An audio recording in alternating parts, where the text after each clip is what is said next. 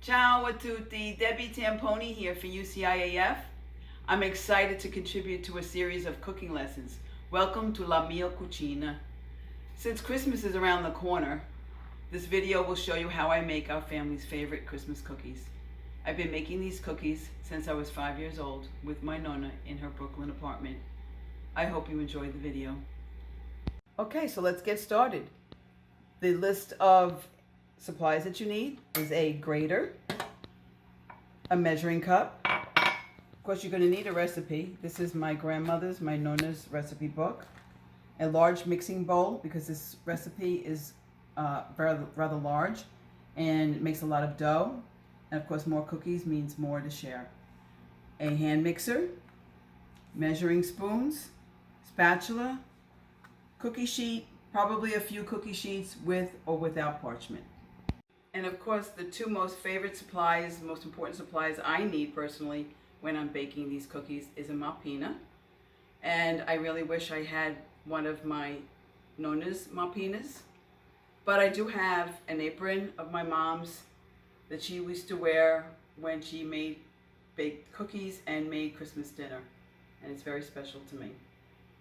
Okay, now the list of ingredients are 6 eggs, a nice navel orange, a nice large lemon, some flour, some sugar, some vegetable shortening, baking powder, and for the glaze, you'll need almond and vanilla extract, some confectionery sugar, and some nonpareils. Okay, first up, make sure that your fruit is washed, and you're just going to grate this and get all the rind, the zest from the orange. And this really smells so great, guys.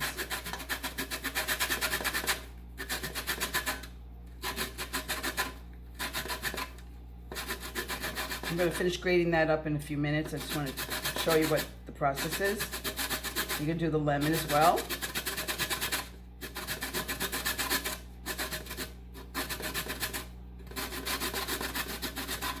And I'll finish that up in a minute. So then you take all this out.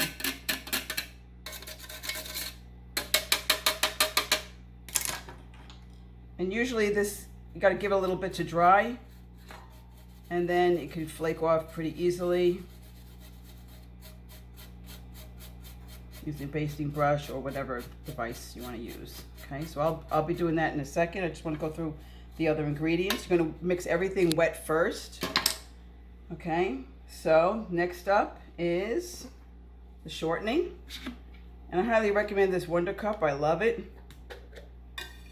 This recipe calls for more ingredients than I have here. I'll be posting that ingredients original from my grandmother, from my Nonna. But I'm using half because I didn't have enough supplies for today. Then we're going to add the eggs. Okay. Una, due, tre, and some vanilla.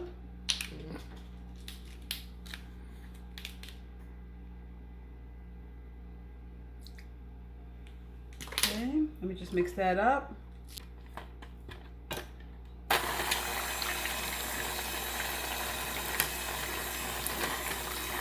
You mix up all the wet first, get it all mixed in there. Of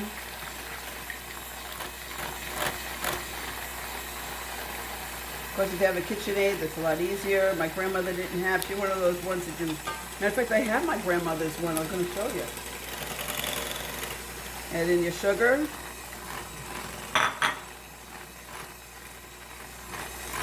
It smells really good, guys.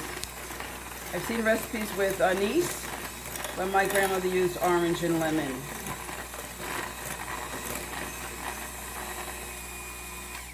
Okay, next up we're going to be putting in the dry ingredients, but I first wanted to show you my latest prized possession. This is a bowl that we bought in Italy on our last trip to Ravello, and it's one of my latest treasures. Okay, so I mixed this up a little bit more, added the rest of the zest. Now I'm ready to add in my dry ingredients.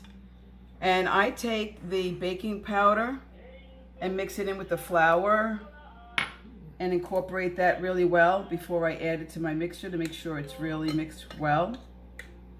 And like I said, this recipe that I'm using right now is half the ingredients because I didn't have all the ingredients quantity wise that I needed.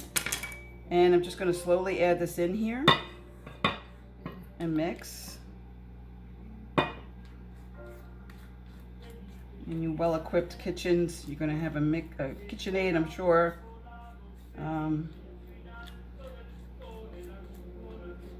But this is going to be a very dry cookie. It's really good with a hot cup of tea or hot cup of coffee. Okay, cafe. And it's very sticky when you start kneading it. After I mix this flour in here, it's going to get dry but very sticky. And I found that it's a good idea to let it sit and rest for a little bit before you knead again, because it just makes it a little less sticky. And always have some flour on hand on the side to coat your hands as you're mixing, because it's hard to get it off your hands. You want to get every drop. Okay, so you just want to fold this in. Incorporate that all in there.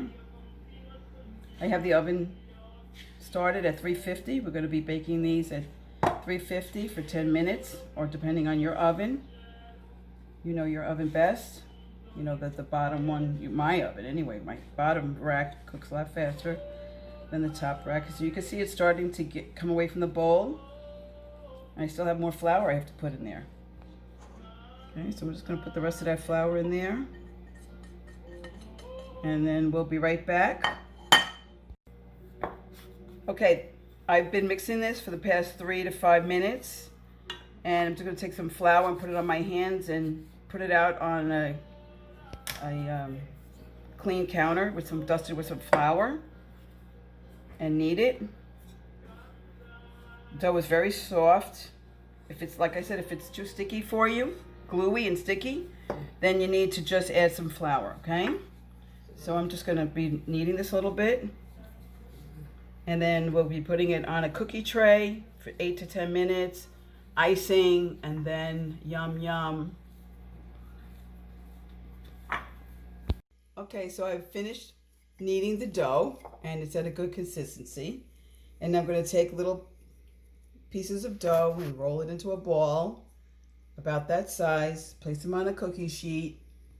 They're going to swell up a little bit, so leave some room. And I just want to show you what I remember doing with my grandmother. I would take some dough and we would roll it out, of course on a clean surface.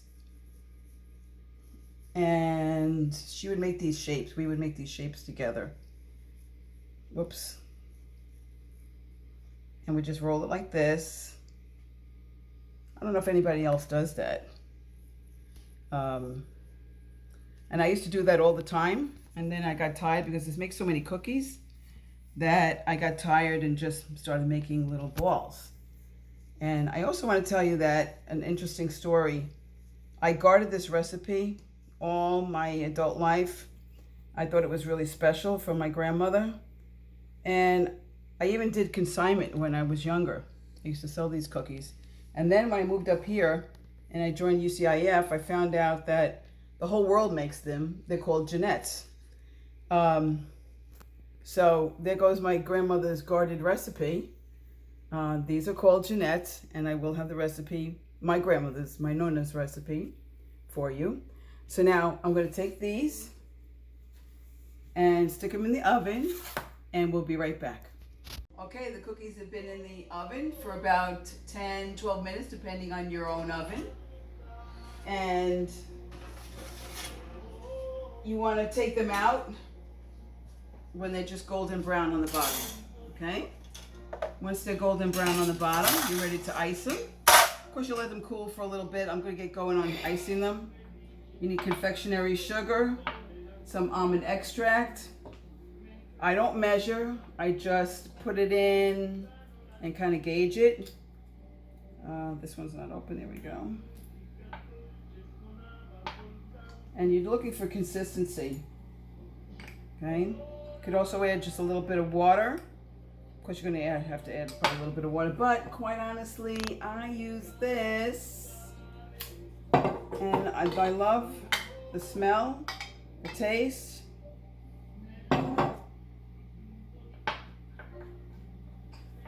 And you just want to make it into a glazed consistency, okay? Just to coat the cookies. And I make this small batches at a time because the glaze does dry up quickly. And if you have a big batch, you want to cover this with a damp towel, and then it'll keep it from getting all crusty and drying up on you, okay? And what I do with most people, maybe brush it with a basting brush. I just dip it in here, and I go right here, and voila. And that's the way I make my Nonna's cookies. And I always call them Nonna's cookies. My family calls them Nonna's cookies. And now I know that they're called Jeanette's. Okay, so we have another batch of cookies in the oven, and it smells very good in this kitchen. And in addition to the apron that I treasure, my mom's apron, I also treasure my Nonna's cookbook. And I treasure it really because, her cookbook doesn't really have, things written in it. The pages are empty. It's mostly, what I love about it the best is that it's in her own handwriting. And I realize that I am exactly the same way. And this is my cookbook that my children will be inheriting. And it's just a bunch of recipes, handwritten. And of course it's Betty Crocker, but this is my recipe book. And I also wanted to share with you, we mentioned about a KitchenAid, but this is my grandmother's. This is what we used to, I used to help her out in the kitchen with this, the old-fashioned way. And I hope you really enjoyed this video. Buon appetito.